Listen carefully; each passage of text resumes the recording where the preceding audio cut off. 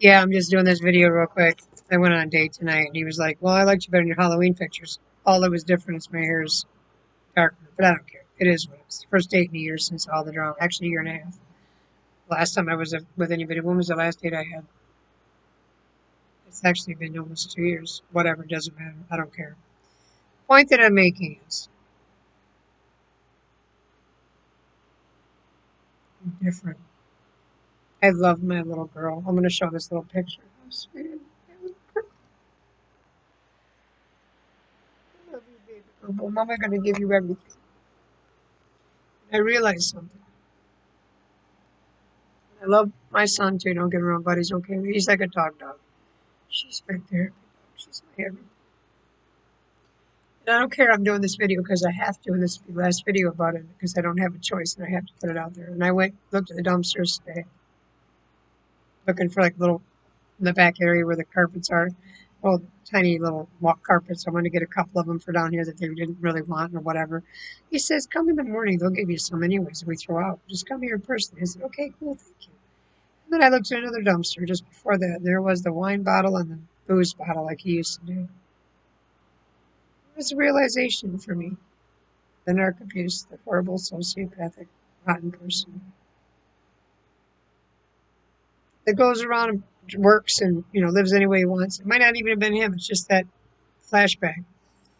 Where's my head that I thought he cared about me? See, I was grieving my mother. I was hurt that I had a job and they did what they did to me. So I felt I had nobody. So I felt like I had to take that kind of abuse. And I've never been there before. I've always been independent, make money, do whatever, but do whatever. I'm going to start being that because I come home and took my little girl on a date with me. She deserves to have everything. And we always did.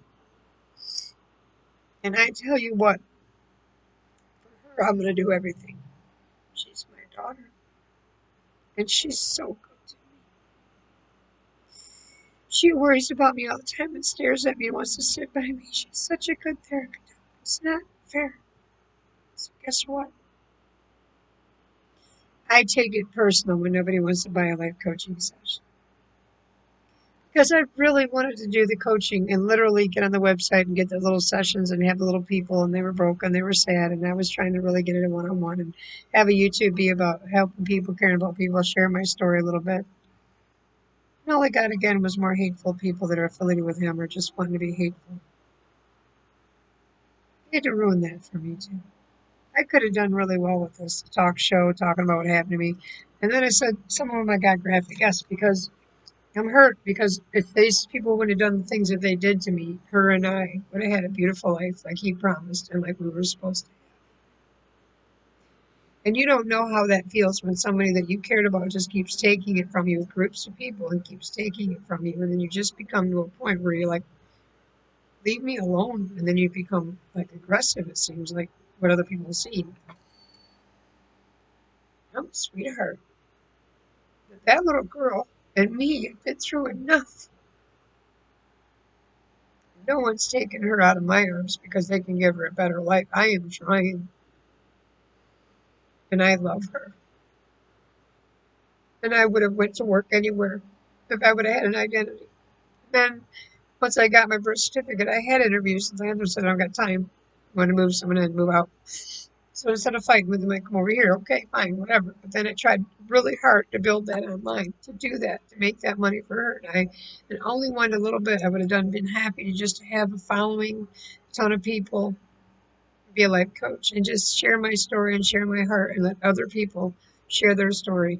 And then we share and bond, and I build a following, and everybody loves me because I have such a bleeding heart and care about my animals and love animals and love people and care about healing people. And everybody just kept attacking me and leaving me back where I wasn't hurt and abused as a collector. I just went on a walk and had some other idiot say to me on a bike that's always rude to me, "Oh, there's that girl that loves her dogs," and laughed at me. I said, "Oh, excuse me?" He goes, "Oh, I love you." Now, this is the kind of people that I have to deal with. And then I went on a date with a guy that came for 10 seconds to buy one drink. He goes, "Oh, my son's got COVID." I just got done telling him I had a horrible day and I just lost my behind in business. and was honest and transparent, but he deliberately tried to hurt me by taking me and having me meet for a date. And he knew he was going to do that to me. He had it planned. I don't even care. But see, this is the kind of behavior that I have to deal with instead of people letting me build my life coaching business and be a soul creature and have people care about each other. I'm going to be condemned. And I'm not taking it personal. I'm a coach. But it's like, what is wrong with these dark people? They just come at something that's light so hard. These are so dark. So just leave it alone and go be with the dark people. And I don't mean color, I mean soul. Dark soul, dark night of the soul people. They hate somebody that's so pure of heart and genuine and caring and calls people out on their crapola, Sagittarius. Not because I'm better, it's because I don't want them to be that way. So the world can be safe and love and care and be different. Moving on. I'm going to make a nice life for my little girl no matter what happens. So I'm going to sit up all night tonight. New Year's, I'm going to be doing something else, be with my babies no matter what. But I had to go out on that date. I had to figure it out because to me it's like, you just reminded me that how stupid the world is. Why am I going out taking time on my day to flush my hair and fix my face for you to treat me like I'm not worthy of your time? You just stuck up my time to waste my time. It's like, whatever. So that's why I don't date because they're so fake. My hair is a little bit messier on the date because I just wetted it down and I had to dry and I told him I had a head, so I just wetted my hair down and I was honest with him. I should have told him I'm not ready for a date to go anywhere. I'm not ready. I don't feel like it tomorrow. Made sure I was dressed to the hilt. Then he would have loved me. Well, then he would have been a fake what? I don't want that. I love my little girl, and I should have stayed on with my little girl, little boy, like I've been doing. Because really, every time I go out in the real world, wow. And I know now, and I'm not mad why he did not get along with my ex, and he just always thought I was picking on him. Like, no, he just didn't have enough depth to him. He didn't just hold my hand and look me deep in my eyes and say, I love you. And just pet baby girl and think you just won the lottery. Just being in my presence. And I don't mean because I'm all that in a bag of chips. It's just, it's, you know it. You feel it. The safety, the kindness, the love. I don't feel that when I go out around people. I go out in the public and I'm like, I want to go home. And I'm not depressed or paranoid. I'm just awake. And I'd rather go see a conference or do something with people that are just really caring. Just feel the care coming from them and the depth of a soul, the knowledge that I'm going to learn something. Just different. Like I could sit and listen to that one guy, don't make me murder his name, but he's all over the Instagram. His SADR, I don't know, but anyways, from India. Great, all over the place. Love him to death. I think he's just great because he's deep. And you could just sit and listen to him. I love Teal Swan. You could just sit and listen to her forever. Phil, too. Laura Ladd. The Asher. Some of these really good people. Jay Shetty.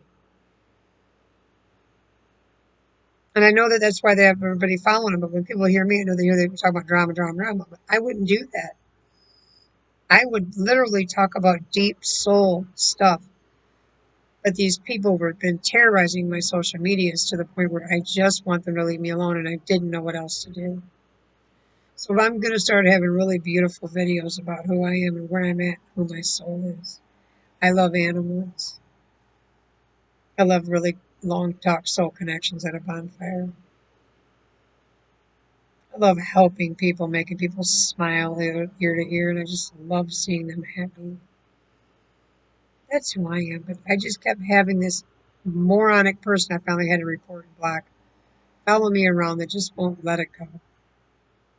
And it just makes me react. And I know I'm not supposed to, I'm a life coach, but it's just like, leave me alone. Narcissistic abuse, if you keep staying in it, right? You're in it and you're never going to get better. You're just like getting beat up. I'm healthy now. So if I get around anything talking out boop, boop, boop, I just delete them. I don't even want to deal with it. It's like, but that's what social media, when I get on YouTube, gives me is those idiots still holding on, yak, yak, yak. I'm not interested. I walked away from all that for a reason. I don't want it. Not interested. So I don't want to engage and react and have a conversation and be all that. I don't care about it. It's too stupid. I just want to talk from soul talk. Like I originally wanted to do Lisa Loves Souls or Lisa Loves, be a soul talk person, like way back in the woods and the sharp around me and all the other stuff. I was literally just euphoria, just happy. Wanted to share what the world should love and care and don't take things personal. And don't let people jerk you around. Don't let people make you poke your buttons. Don't let people poke your triggers. And I just was full of all this knowledge and love and just wanted to. And everybody hated me because they were just like, oh, shut up. Because they just wanted to stay miserable. And in past tense, I took it like they were being mean, but no, they're just miserable. Miserable people. And that's what a life coach we know. We got to teach other people that. And sometimes you try to be that. You get days where you're like, you know what? Get away from me. So some of my videos, it seems like I'm always talking hateful, but it's like they just won't stop. And a lot of the creators, which I want to get digital creator on my thing, and I'm gonna start doing beautiful videos on my Facebook and moving on. More negativity, no matter what anybody does, I don't care. My phone's gonna be off right now, anyways. But we're talking about future tense. I'll get it back on. I am a very positive person. I am a very charismatic person. I am a very entertaining person. That's what's so crazy. But they just won't leave. I just want to leave me alone. That's all I want. I don't care what they do, where they do it. And I open up the dumpster today and I see a wine bottle and I'm like, yeah, that's the person that I had, and I thought I was so alone. I don't even want to remember me. I was so pathetic. So why am I still talking about all the stuff that happened? Because I feel bad for the women that are so broken. But really, most women probably would hang out and think that was the greatest thing to do in the world because if they're single, no dogs, they could just do that. But I see me as really broken. Like, what the hell was I thinking? Where was I at? So I feel obligated to tell them what I went through in my videos and my life coaching and my soul coaching and my this and that because I want to save them. But really, all I look like, I want to be holding on to him and I, and I'm still stuck in it. That's what people hear, and it's like, no. It's like I'm healthy now, and I go back one, oh my God, you couldn't pay me $1 million to ever be back there. Where was I at? I needed help. And I don't mean mental, because I wasn't mental, I was there. It was like I couldn't get out of it. Then I became incapacitated and then broken because I couldn't get out of it because I knew I shouldn't. I wanted it, and there's nothing I could do. So no woman should ever have to be there to the point where they can't get out of it. They don't know what to do. And it was a pandemic. Nothing was open. Now nothing's a pandemic. Everything's open. I can go work anywhere I want, but I love my dog. So I feel fear after what I've been through in this little tiny home, as they would call it, with no door. I'm showing it. Sorry, I could have broke my computer. Needs a new door. I'm going to work on that. But you want me to leave my two dogs here? I can't. Like for an hour, I just went a minute ago, but I mean, it's late at night and I let him stay here and I come home and he was okay. I'm like, oh, that made me feel so better. But that was an hour. It just makes me nervous that I'm going to come home. My poor dogs are going to be gone and they're the only thing I care about because the world isn't very kind. Nobody really gives a shit. Everybody's broken and everybody's mean and selfish and narcissistic and go, go, go. And my animals love me. So nothing else matters. And I want love more than anything in the world. I'm a lover. I love love, and I love to be loved and hugged and kissed and loved and unconditional love. And I give them love, and we love. We're safe. We're not here to play games or play that smoke and mirrors. Yeah, my boy dog gets a little crabby sometimes, but it's just different. I know they love me, they need me, and I just thrive on that. When I don't have something like them to love and need me and be there for me and my family, then I would just be a friggin' mess. And I don't mean like, oh, in general, if I never knew, I'd probably be okay. But if you took them from me, you must have put a bullet in my head. And then where I go away from them for an hour or so, and I want to go home. I just want to, and I take my boy, my girl dog, anywhere I go. If I get him to mind me, I would never leave him. I would take him to events. I would take him to work. I would take him if I had a little studio or whatever I worked at. They're right there with me. That's me, 100%. I wouldn't be leaving him at daycare and get rid of him and leave him home for 12 hours to go do what I really want to do. I want them with me. So I was trying to work from home and do life coaching or do whatever I can do to be with them. So I'm going to try my darndest to keep my life coaching going and keep my affiliate marketing going, keep it all going. But the thing is, it's just the tech part. It just blows my mind. It's really hard for me and I struggle and there's nothing that I can do. So I'm going to eventually have to find people to help me build it, do it, move it around quick like they do. Like I try to do with my ex, I thought I could trust that won't hurt me, that will help me literally build it and do hands-on training with me. I'm old school. I almost need like hands-on. Like I'm going to stand here, sit with you. We're going to put it together. I'm going to show you what I'm doing. I'm going to show you how it's done, and you're going to do it with you a couple different times, and then we're going to put it together. And that's what I did it with him. And then he hurt me because I don't know the tech part. I know how to do a ton of videos. I know how to teach. I know how to talk. I know how to do content. I know how to share a link on social media. I know how to shorten a link. I know how to do a lot of different things, but I don't know AI at all, or automation, or SEO, or some of the more advanced stuff that's happened now in 2020. And that's why Samcard offered me that. Well, you can just do a page real quick. The thing is, they all want money eventually. And until I started making money on my sessions, like I'm trying to do it like this, if I had somebody on Zoom, I would just say, okay, my sessions will be like this. Okay, what is it you're troubled with? What is it that happened to you? Tell me your story. That would be the first session. Let them talk. Let me evaluate on a Zoom or whatever.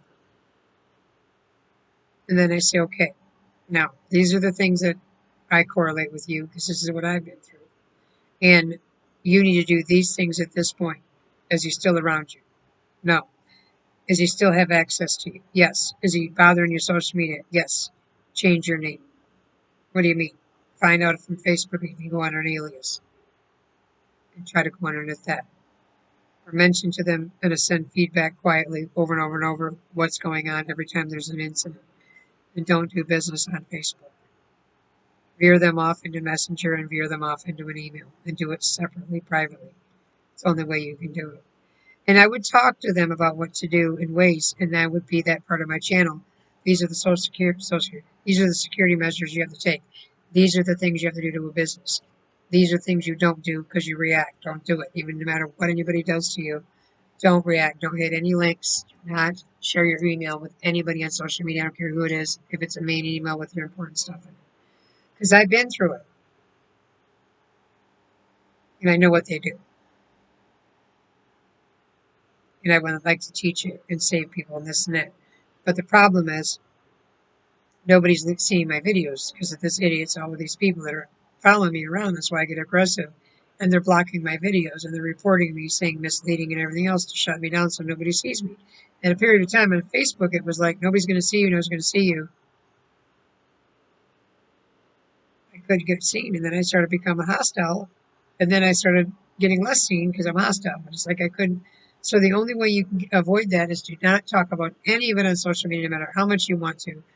Talk to people in Messenger, FaceTime, veer them off into a Zoom, veer them off into a one-on-one outside of it. Never talk about it on Facebook at all. Talk to certain people, and I've learned that are interested, that have been through it personally, one-on-one, with a course, and or with a one-on-one Zoom, and or with a one-on-one FaceTime, or meet them in person if you feel safe. If a woman, make it a public place, make sure you're not getting set up. And that's it, because some of them women could be still chased by that lunatic, and you could end up in arm's way with her in case it is that way. Just be careful. That's why I was originally trying to do it online, so that way, no matter what, no man would ever get mad at me that she's affiliated with, and I'm teaching her how to get away from them because they might lynch me. And that's why everybody kept telling me, if you're going to do that, talk about it. You're going to get lynched by these other predators, narcissist people that you're helping these women get away from. You need to be quiet. You need to be more discreet. Touche. So I tell that to everybody now, and I'm going to leave it there. If you're dealing with somebody that is not right in their mind and wants to destroy you, the more that you react, the worse you're hurting yourself. You need to gray rock. You need to shut it down. You need to get off the media a little bit. Maybe just post silly stuff once in a while, but no videos. And then veer people off quietly to get-togethers, networking events, live events, one-on-one, whatever you got to do. And then you talk to those groups of people that have been through that same situation, that are interested in your story, and they're going to tell their story. And you're also in a safe environment under something that you would sign when you come in, that you cannot repeat anything you hear, and you're like AA. And I've learned. And that's it. And I'm not airing all my business anymore on YouTube. I'm going to keep it professional. I'm going to keep it about steps to success, steps to heal, steps to this or that, whatever I'm going to say, or talk about my babies, talk about dating, talk about whatever I want. That stuff that I was talking about because I was hostile because I wouldn't get out of my social media and you wouldn't leave me alone just made it worse because he enjoyed it, engaged more with that. He wanted that, so he would do more. No, Ray Rock. You don't even see him. You don't even hear him. Every time there's a stupid little comment, you just block that person. Just keep blocking, and then get a moderator. Block, block, block. Moderator. Then you don't even have to deal with it. You don't even know what's happening. You get your moderator with no emotions, and just block, block, block. Screen out your subscribers.